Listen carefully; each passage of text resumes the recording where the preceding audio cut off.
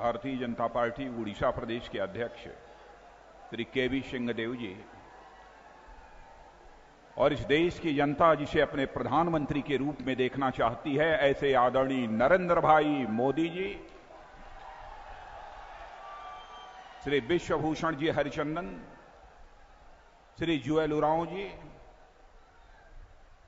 अखिल भारतीय महासचिव श्री धर्मेंद्र प्रधान, श्री जय नारायण जी मिश्रा, श्री विजय महापात्रा जी, श्री दिलीप रे जी, यहां के प्रभारी श्री चंदन मित्रा जी, सह प्रभारी श्री अरुण सिंह, यहां उपस्थित मेरे सभी सम्मानित बहनों एवं भाइयों,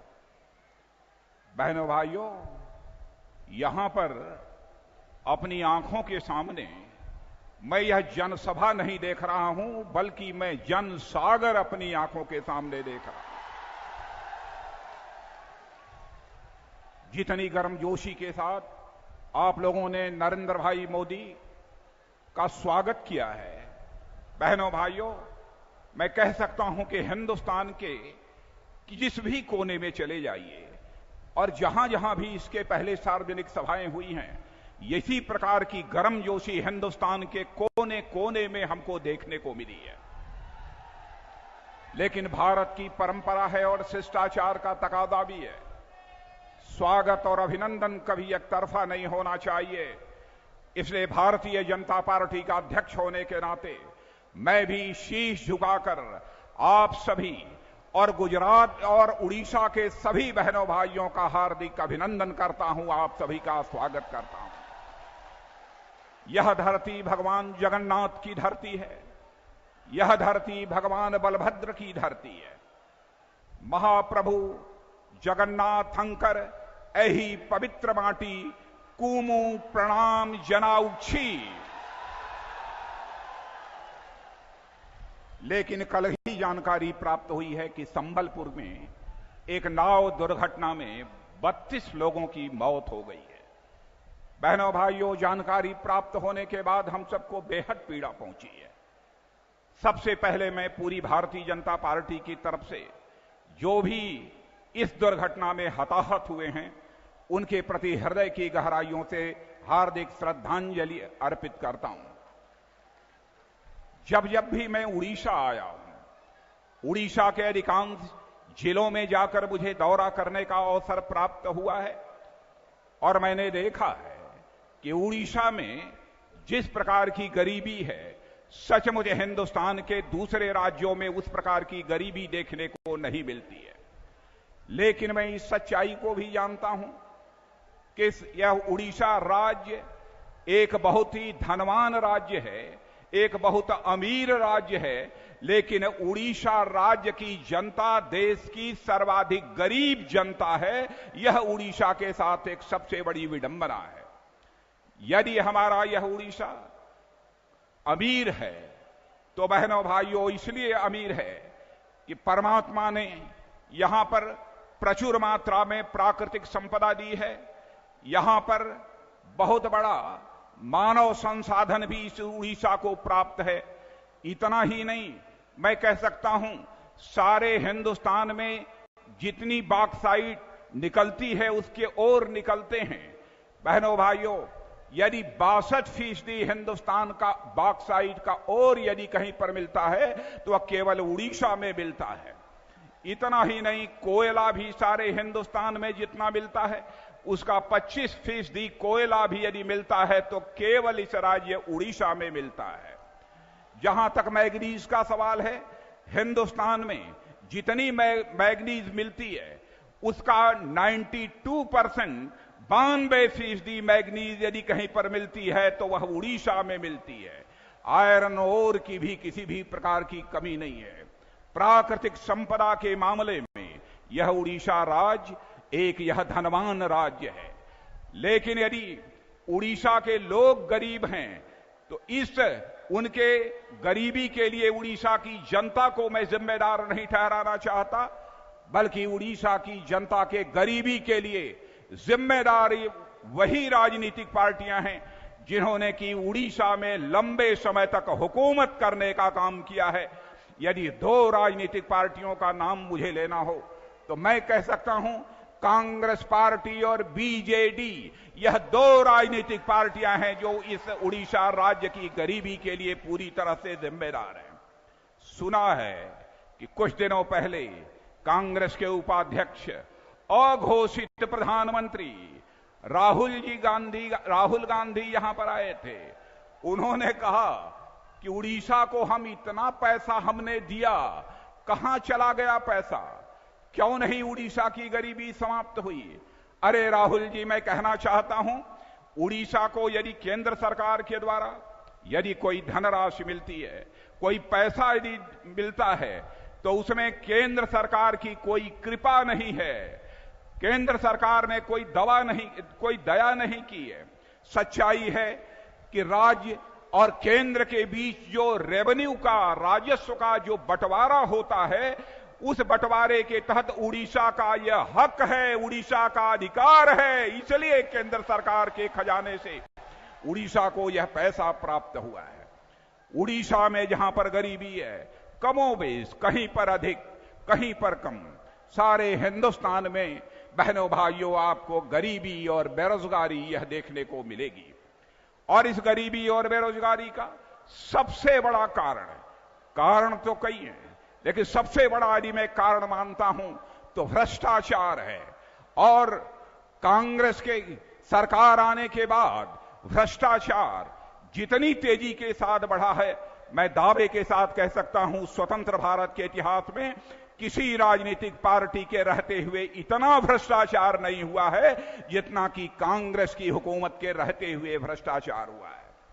सचमुच यदि राहुल गांधी भ्रष्टाचार पर अंकुश लगाना चाहते हैं, भ्रष्टाचार को रोकना चाहते हैं, तो मैं अन्य बहुत सारे उदाहरण नहीं देना चाहता हूं। केंद्र की सरकार ने, उनकी सरकार ने जो भ्रष्टाचार किए हैं उसका भी उदाहरण मैं नहीं देना चाहता हूं, लेकिन उड़ीसा में भी ये बहुत बड़ा भ्रष्टाचार हुआ है। कौन नहीं जानता है, माइंस स्कैम, खदानों का घोटाला, इतना बड़ा घोटाला इस उड़ीसा में हुआ है और इसकी जांच अपनी पहल पर केंद्र सरकार ने नहीं की है, बल्कि इस देश की सबसे बड़ी अदालत सुप्रीम कोर्ट ने जब आदेश किया कि उड़ीसा में माइंस स्कैम हुआ है, खदानों का घोटाला हुआ है, उसकी जांच की जानी चाहिए, तब जाकर केंद्र सरकार ने शाह कमीशन बनाने का काम किया है। शाह कमीशन ने अपनी रिपोर्ट केंद्र सरकार को सौंपने में एक लंबा समय लगा दिया। अब जानकारी मुझे प्राप्त हुई है कि कल या परसों जाकर संसद के पटल पर उन्होंने शाह कमीशन की रिपोर्ट को प्रस्तुत किया है। लेकिन उड़ीसा के मेरे बहनों भाइयों, मैं आपको बतलाना चाहता हूं कि शाह कमीशन की जो रिपोर्ट है वह पूरी रिपोर्ट संसद के पटल पर नहीं रखी गई है, केवल एक वालूम 3 वालूम में वह रिपोर्ट है। एक वालूम की ही रिपोर्ट केवल संसद के पटल पर रखी गई है। क्यों यह सरकार इस बड़े भ्रष्टाचार को छिपाना चाहती है? मैं इस सवाल का उनसे मैं जवाब चाहता हूं। और इतना ही नहीं, यह चाहते हैं कि इस मामले की जांच न होने पाए। और मैं उड़ीसा के मुख्यमंत्री श्री नवीन पटनायक जी को मैं कहना चाहता हूं कि यह शाह कमीशन की रिपोर्ट आ जाने के बाद, सारे तथ्यों के सामने आ जाने के बाद, आपका भी दिल इसको स्वीकार करता होगा कि यहां उड़ीसा में माइंस स्कैम हुआ है, तो सचमुच इसकी सीबीआई के द्वारा जांच की मांग की जानी चाहिए, तो यहां के मुख्यमंत्री के द्वारा की जानी चाहिए। लेकिन मैं भारतीय जनता पार्टी की ओर से मांग करना चाहता हूं कि यह जितना बड़ा घोटाला हुआ है, इसकी सीबीआई के द्वारा जांच कराई जानी चाहिए। बहनों भाइयों, कांग्रेस की और यहां की सरकार की मिली भगत है। इसीलिए यह सरकार जो 3 वालूम की रिपोर्ट है, उसमें से केवल 1 वालूम की रिपोर्ट ही अभी संसद के पटल पर रखने का काम किया है। खनिज संपदा का और सही बंटवारा हो सके, खनन का भी और लाभ का भी यह वितरण सही तरीके से हो, यह सुनिश्चित करने के लिए mines and mineral development regulation bill जो संसद में लाया जाना चाहिए था और इसकी मांग लंबे समय से हो रही थी, आज तक कांग्रेस की सरकार ने संसद में mines and mineral development regulation bill नहीं प्रस्तुत किया है बहनों भाइयों। और मैं आपको जानकारी देना चाहता हूं, जिस दिन यह बिल संसद में पास हो जाएगा तो बहनों भाइयों, जो भी खनन के माध्यम से आमदनी होगी, माइंस के माध्यम से आमदनी होगी, उसका 26%, 26% हिस्सा वह हमारे उड़ीसा राज्य को भी मिलेगा। लेकिन इस उड़ीसा राज्य के साथ नाइंसाफी यदि कोई कर रहा है तो केंद्र की कांग्रेस की सरकार यह नाइंसाफी कर रही है। यह बिल, इसमें जिन आदिवासियों की जमीन पर, जहां हमारे जनजाति और आदिवासी रहते हैं, उन क्षेत्रों में जहां पर खनन और खुदाई होती है, उनका क्या हक होगा, क्या उनका हिस्सा होगा, उन आदिवासी भाइयों का क्या अधिकार होगा, यह सब कुछ इसमें दिया हुआ है।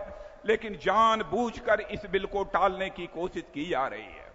बहनों भाइयों, यह उड़ीसा की धरती भगवान बलभद्र की भी यह धरती है। लेकिन भगवान बलभद्र की इस धरती पर भी आज किसान भूख से तड़पते हुए या तो दम तोड़ देता है अथवा कर्ज से डूबे होने के कारण आत्महत्या करने को मजबूर हो जाता है। यह कैसी विडंबना है। यही पड़ोसी राज्य छत्तीसगढ़ है। छत्तीसगढ़ में जाकर बहनों भाइयों देख लीजिए, एक भी व्यक्ति यह कोई दावा नहीं कर सकता। छत्तीसगढ़, जहां पर भारतीय जनता पार्टी की सरकार है, डॉक्टर रमन सिंह हमारे मुख्यमंत्री हैं, एक भी किसान आत्महत्या करने को मजबूर हुआ हो। वहां का किसान जो कुछ भी पैदा करता है, यदि धान पैदा करता है तो जो न्यूनतम समर्थन मूल्य, जिसे मिनिमम सपोर्ट प्राइस कहते हैं, वह मिनिमम सपोर्ट प्राइस तो हमारी भाजपा की छत्तीसगढ़ की सरकार देती ही है। इसके अलावा हर क्विंटल पर 300 रुपए का बोनस भी मुहैया कराने का काम करती है। अरे नवीन जी, इस काम को आप क्यों नहीं कर सकते हैं? यह बात हमारी समझ के परे है।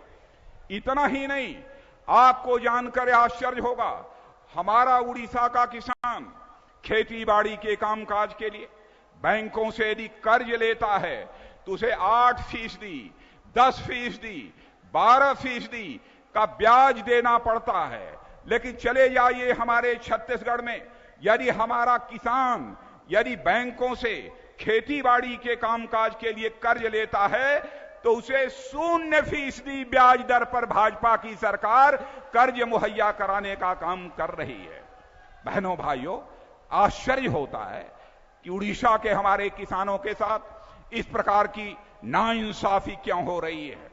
मैं इस सच्चाई को भी जानता हूं, यह हिंदुस्तान का किसान जब तक खुशहाल नहीं होगा बहनों भाइयों, तब तक हमारा हिंदुस्तान यह खुशहाल नहीं हो सकता। इस सच्चाई को भारतीय जनता पार्टी अच्छी तरह समझती है। और मैं मानता हूं कि यहां की सरकार और दिल्ली की सरकार दोनों किसान विरोधी सरकारें हैं। और मैं आप सबसे अपील करना चाहता हूं कि इस किसान विरोधी सरकारों को इस बार 2014 के चुनाव में बहनों भाइयों हटाया जाना चाहिए और भारतीय जनता पार्टी की सरकार यहां लाई जानी चाहिए। जब मैं कभी भी यदि उड़ीसा आता हूं, स्वाभाविक रूप से मुझे बीजू पटनायक जी की याद आती है। बहनों भाइयों, जहां तक बीजू पटनायक जी का सवाल है, उनके प्रति हम भारतीय जनता पार्टी के लोगों के मन में एक बेहद आदर और बेहद सम्मान है। स्वतंत्रता संग्राम में की लड़ाई में जो उनका योगदान है, उस योगदान को हम कभी नहीं भूल सकते। लेकिन मैं पूछना चाहता हूं यहां के उड़ीसा के मुख्यमंत्री जी से कि क्या आप बीजू पटनायक जी की जो विरासत है, क्या आप उसके साथ इंसाफ कर रहे हैं? सच्चाई है कि बीजू पटनायक जी की विरासत के साथ जो यहां की सरकार को इंसाफ करना चाहिए, यह सरकार बीजू पटनायक जी की विरासत के साथ इंसाफ नहीं कर पा रही है। बहनों भाइयों, यहां धन धान्य की कमी नहीं है, यहां पर बहुत सारे पर्वत हैं, यहां पर बहुत जंगल हैं, यहां सागर हैं, फिर भी आधी जनता यहां गरीबी के रेखा के नीचे जीवन जीने को मजबूर है। मैं नौजवानों मैं जानता हूं आप में से ऐसे लाखों नौजवान हैं जिन्होंने पढ़ाई लिखाई करने के बाद अपने मजबूत हाथों के लिए रोजगार की तलाश में आज भी वह दर दर की ठोकर खाने का काम कर रहे हैं, लेकिन ऐसे नौजवानों को रोजगार का अवसर नहीं मिल पा रहा है। आज मैं आपको विश्वास दिलाकर जाना चाहता हूं, बहनों भाइयों, जिस दिन नरेंद्र भाई को आप लोगों ने भारत का प्रधानमंत्री बना दिया और जिस भी नौजवान ने अपनी पढ़ाई पूरी कर ली और उसने योग्यता क्षमता हासिल कर ली और अपने हाथों से वह काम करना चाहता है, तो उसे कम से कम ब्याज दर पर बैंक के द्वारा कर्ज मुहैया कराया जाएगा। यह भारतीय जनता पार्टी का फैसला है। बहनों भाइयों, आप लोगों ने कांग्रेस की सरकार भी 55-56 वर्षों तक इस आजाद भारत में देखी है। 6 वर्षों तक भारतीय जनता पार्टी के नेतृत्व की एनडीए सरकार भी आपने यहां पर देखी है।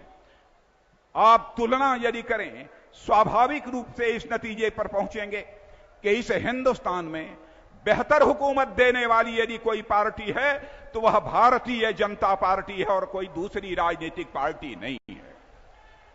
उड़ीसा की 25% आबादी यह हमारे आदिवासी भाइयों की है, जनजाति भाइयों की यहां पर है।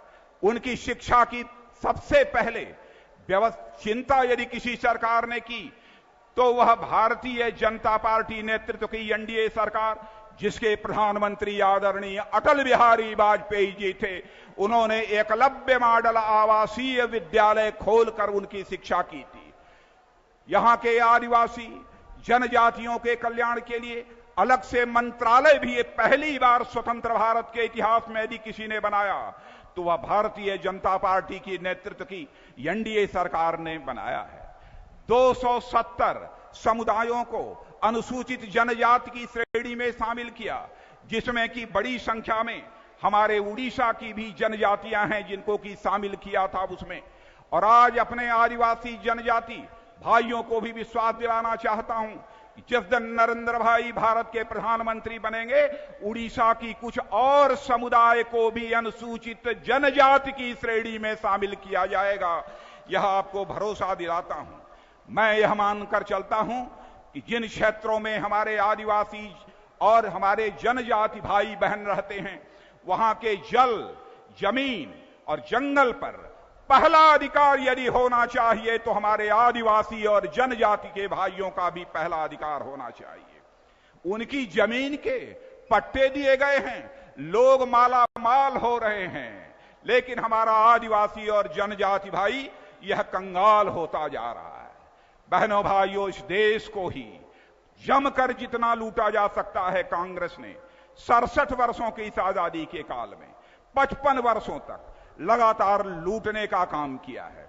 अभी हमारे नरेंद्र भाई जिस राज्य के मुख्यमंत्री हैं, गुजरात, वहां पर राहुल जी गए थे, 2-3 दिन 4 दिन पहले गए थे और भाषण उन्होंने देते हुए कहा था, चाय बेचने वाला तो सम्मान का हकदार है, लेकिन जनता को उल्लू बनाने वाला वह सम्मान का हकदार कभी नहीं हो सकता है, यह राहुल गांधी ने कहा है। बहनों भाइयों, मैं राहुल जी आपसे पूछना चाहता हूं कि जनता को मूर्ख बनाने का काम, जनता को उल्लू बनाने का काम स्वतंत्र भारत के इतिहास में यदि किसी ने किया है, आपकी पार्टी कांग्रेस ने किया है, भारतीय जनता पार्टी ने कभी नहीं किया है। आज के 5 वर्ष पहले कांग्रेस नेतृत्व की यूपीए सरकार, इसके प्रधानमंत्री और साथ ही साथ कांग्रेस की अध्यक्षा ने देश की जनता से वादा किया था कि 100 दिनों के अंदर महंगाई को कम कर देंगे। मैं आप बहनों भाइयों से पूछना चाहता हूं, क्या बहनों भाइयों, इस हिंदुस्तान में महंगाई इस कांग्रेस ने कम की है या नहीं की है? इस सवाल का आपसे मैं जवाब चाहता हूं। महंगाई बढ़ने का सिलसिला निरंतर जारी है। हम लोगों की भी हुकूमत रही है, कौन इस सच्चाई को नकार सकता है? आजाद भारत के इतिहास में लगातार 6 वर्षों तक महंगाई को बांधे रखने में, महंगाई को रोके रखने में यदि किसी भारत माता के सपूत ने सफलता प्राप्त की तो भारत माता के सपूत का नाम है अटल बिहारी वाजपेयी, जिन्होंने लगातार 6 वर्षों तक महंगाई को बांधे रखने में कामयाबी हासिल की। सच्चाई है, कांग्रेस ने 100 दिन का वादा किया था। महंगाई के सवाल पर देश की जनता को मूर्ख बनाने का काम कांग्रेस ने किया है।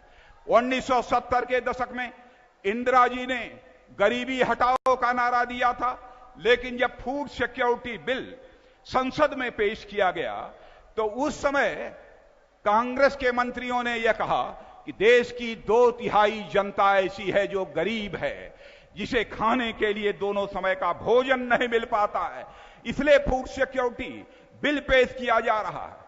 बहनों भाइयों, 70 के दशक में, 1970 के दशक में इंदिरा जी आपने गरीबी हटाओ का नारा दिया था। इतने दशक, 40 दशक गुजर जाने के बाद भी आज तक कांग्रेस गरीबी को हटा नहीं पाई। तो इस सवाल पर भी देश की जनता को मूर्ख और उल्लू बनाने का काम किया है तो भाजपा ने नहीं किया है, कांग्रेस ने किया है। मैं याद दिलाना चाहता हूं 1950 के दशक में पंडित जवाहरलाल नेहरू, जो हमारे पहले प्रधानमंत्री थे, उन्होंने कहा था कि we are building the nation, हम राष्ट्र को बनाने का काम कर रहे हैं, भारत को बनाने का, भारत निर्माण का काम कर रहे हैं। और आज टेलीविजन के विज्ञापनों पर आप देख लीजिए, वहां पर भी जो विज्ञापन चल रहा है कांग्रेस का, उसमें कहा जा रहा है हो रहा है भारत का निर्माण, यानी 55 वर्षों के बाद भी अभी भारत का निर्माण यह कांग्रेस नहीं कर पाई है। बहनों भाइयों, तो जनता को मूर्ख बनाने का काम कौन कर रहा है, इसका फैसला आपको करना है। मैं जानता हूं गुजरात में जो विकास हुआ है उसके संबंध में यदि कोई बात कही जाती है तो कांग्रेस के लोग कहते हैं कि यह भाजपा वाले देश की जनता को मूर्ख बना रहे हैं, उल्लू बना रहे हैं। लेकिन मैं कहना चाहता हूं, पूछना चाहता हूं सवाल राहुल जी आपसे, आपकी ही सरकार ने 2010 में 20 सूत्री कार्यक्रम 20 पॉइंट प्रोग्राम के संबंध में अव्वल नंबर यदि किसी राज्य को दिया था तो हमारे नरेंद्र भाई के राज्य गुजरात को देने का काम किया था।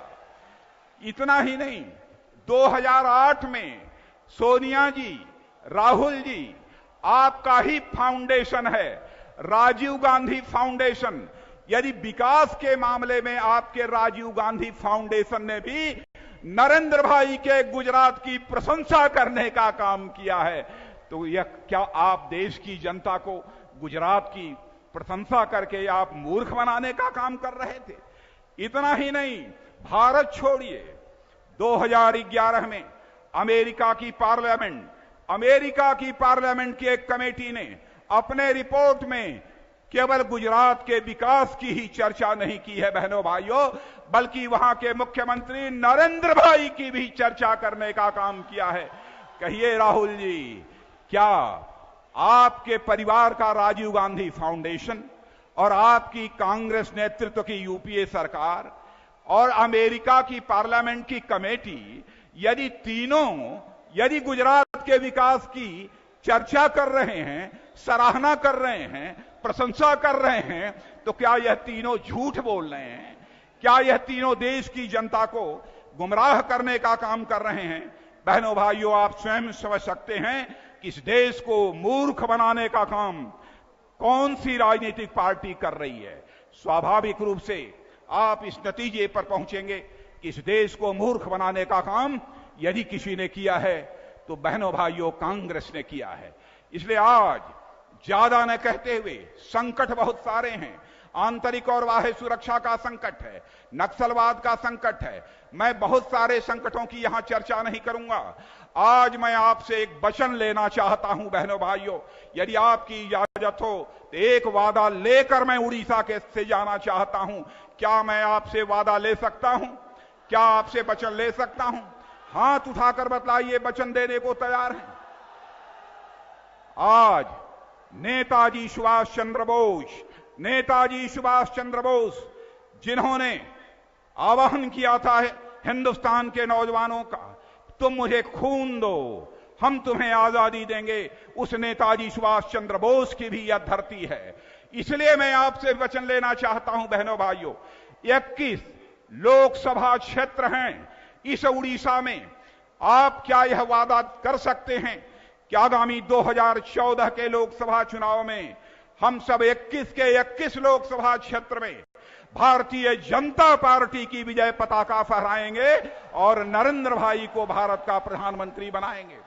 बहनों भाइयों, मुझे आपके इस आश्वासन पर, आपके इस भरोसे पर पूरा यकीन है और इसलिए मैं आज अंतिम बात यह कहकर अपनी बात समाप्त करना चाहता हूं कि बहनों भाइयों, ऐसी ही लहर जैसी आज यहां देखने को मिल रही है, सारे हिंदुस्तान में लहर है। नरेंद्र भाई को भारत का प्रधानमंत्री बनाइए और भारत को फिर से विश्व के जगत गुरु के पद पर आसीन कीजिए। यही अनुरोध करते हुए आप सबको धन्यवाद देते हुए अपना निवेदन समाप्त करता हूं।